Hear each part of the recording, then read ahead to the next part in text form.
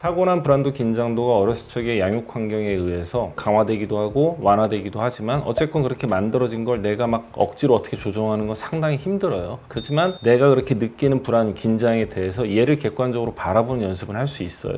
그러면 내가 느끼는 불안, 긴장을 내가 어느 정도는 좀 컨트롤할 수 있기 때문에 그런 연습들을 좀 하시는 게 많이 도움이 될 것 같습니다. 양브로의 정신세계.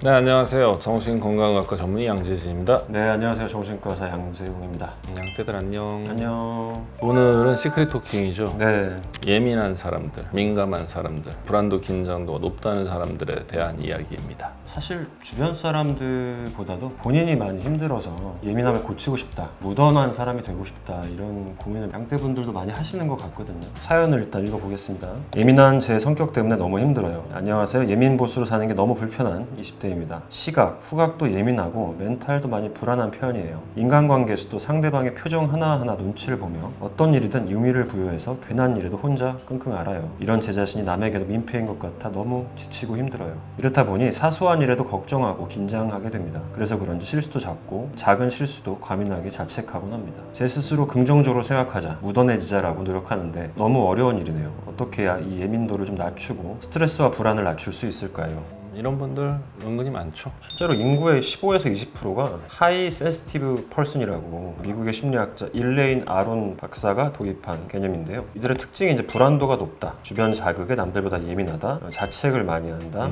어린 시절 가정 환경에서 기인한 예민함이 있다, 특별한 신체 증상이 있다. 전에 제가 말씀드렸던 것 같은데 이런 성향의 사람들이 있죠. 좋게 표현하면 굉장히 꼼꼼하고 섬세하고 세심한 사람들, 나쁘게 표현하면 굉장히 예민하고 민감한 사람들인데 이분들은 좀 둘로 나뉘는데 부드럽고 약한 쪽에 속한 분들, 또 하나는 좀 강하고 센 쪽에 속한 분들. 예민하고 민감하면서 부드럽고 약한 쪽에 속한 분들이 특징이 일단 주변 사람들의 평가가 좋고 착하다, 배려 잘한다, 사람 잘 챙긴다는 얘기를 주로 듣고 사시는 분들. 그러다 보니까 본인 스스로도 나는 좀 착해, 그래서 손해보고 살아 라는 생각을 가지신 분들. 두 번째는 하고 싶은 말도 못하고 싫은 소리, 특히 컴플레인을 못하는 분들.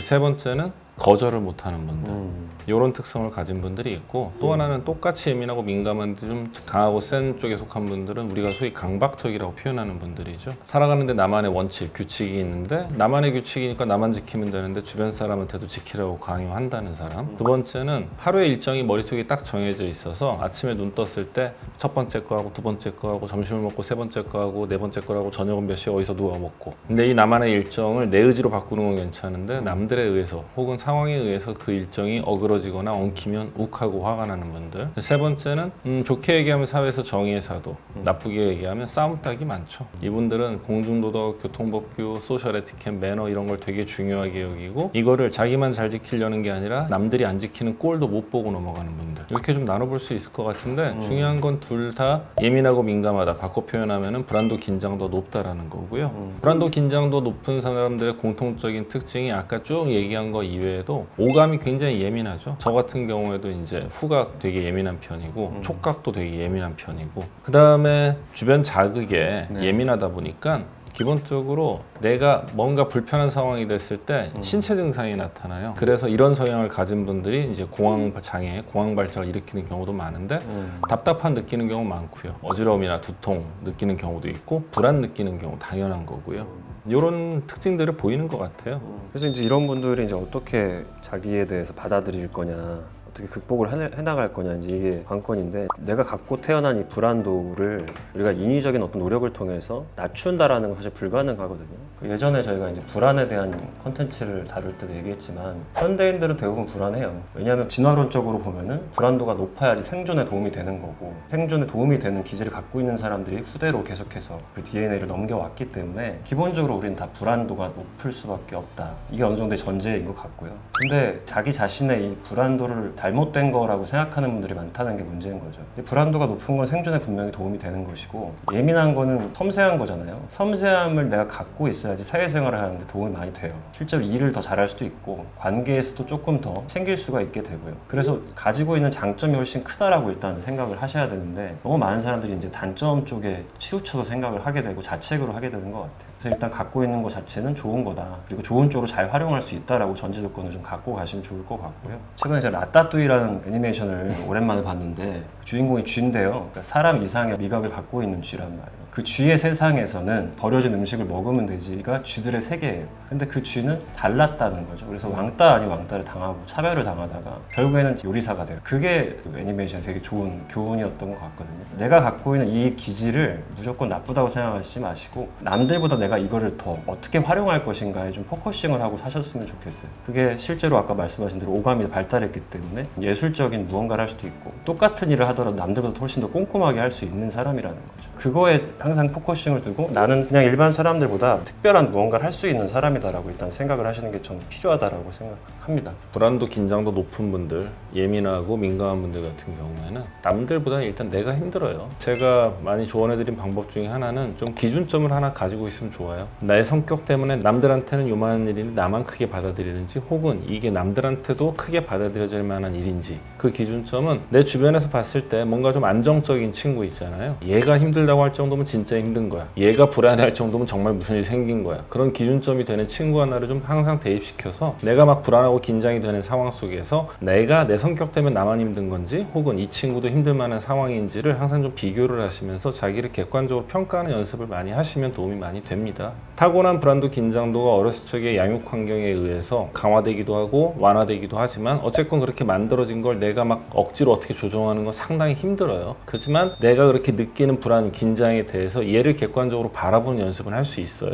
그러면 내가 느끼는 불안, 긴장을 내가 어느 정도는 좀 컨트롤할 수 있기 때문에 그런 연습들을 좀 하시는 게 많이 도움이 될 것 같습니다. 태도가 사람을 만든다 이런 말 하잖아요, 우리가. 그러니까 인풋이 들어온 상태에서 아웃풋을 내가 어떻게 할 거냐를 결정하는 게 중요한 것 같아요. 그러니까 똑같이 예민해져도 누군가는 화를 낼 수도 있고, 누군가는 또 좋게 잘 표현할 수도 있고, 누군가는 이걸 표현했다가 내가 상처받고 뭐 미움받을까 봐 표현 자체를 못 할 수도 있거든요. 아웃풋을 내가 어떻게 할지가 그 사람을 결정을 하는 거기 때문에 그거를 이제 어떤 식으로 내가 이거를 잘 표현할 것인가, 상대방과 나의 어떤 불편감을 해소하면서도 동시에 내가 하고 싶은 말을 다 잘 전달할 수 있는 방안 쪽으로, 그게 결국에는 필요한 방향인 것 같습니다. 그런 연습들을 많이 하시는 게 좋을 것 같고, 이 얘기를 했을 때 상대와 나의 관계가 불편해지고 저 사람이 뭔가 싫어할 것 같고 그래서 내가 미움받을 것 같고, 이 사연자분 같은 경우가 이제 그런 케이스 같은데, 여러 번 얘기하지만 그런 것도 트레이닝이 필요한 거예요. 처음부터 그냥 잘 얘기할 수 없어요. 그냥 얘기를 했을 때 상대가 아, 넌 그렇구나 라고 잘 받아들일 수 있게 하려면 사실 숙련 기간이 좀 필요하거든요. 근데 처음부터 당연히 잘할 수 없죠. 처음에는 뭐 나는 지금 이 상황이 많이 좀 불편해 라는 컨텐츠를 어떤 식으로 전달을 할지에 대해서 자기 스스로 정립이 안 돼 있을 테니까 일단 싫어부터 얘기를 해보는 거죠. 그러면서 나와 너의 경계를 명확히 하는 작업을 하셔야 된다. 표현 못하는 예민한 분들이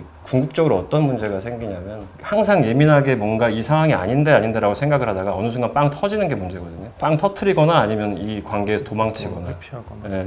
근데 이거는 나한테도 책임이 있는 거예요. 상대방은 내가 그렇게 예민한 사람인지 몰랐던 거죠. 그러니까 처음부터 알려줘야 돼요. 나의 예민함이 뭔가 건드려졌다면 지금 이런 표현은 조금 그런 것 같아 라는 식의 내 나름의 의사표현을 분명히 하셔야지 상대방도 아, 이 사람은 조금 이런 걸 조심해야겠구나 라고 생각하고 나와 관계를 만들어가는 거죠. 근데 나는 예민한데 예민한 게 아닌 척, 무던한 척 다 받아주고 수용해주던 그런 사람들이 어느 순간 어떤 결정적인 어떤 뭐 화든지 아니면 회피라든지 무언가를 했을 때 상대방 입장에서 굉장히 당황스러울 수 있는 거예요. 그래서 난 이런 사람입니다에 대해서 받아들이고 그거를 적절하게 잘 또 표현하는 그런 게 제일 중요한 방향이라고 생각을 해요.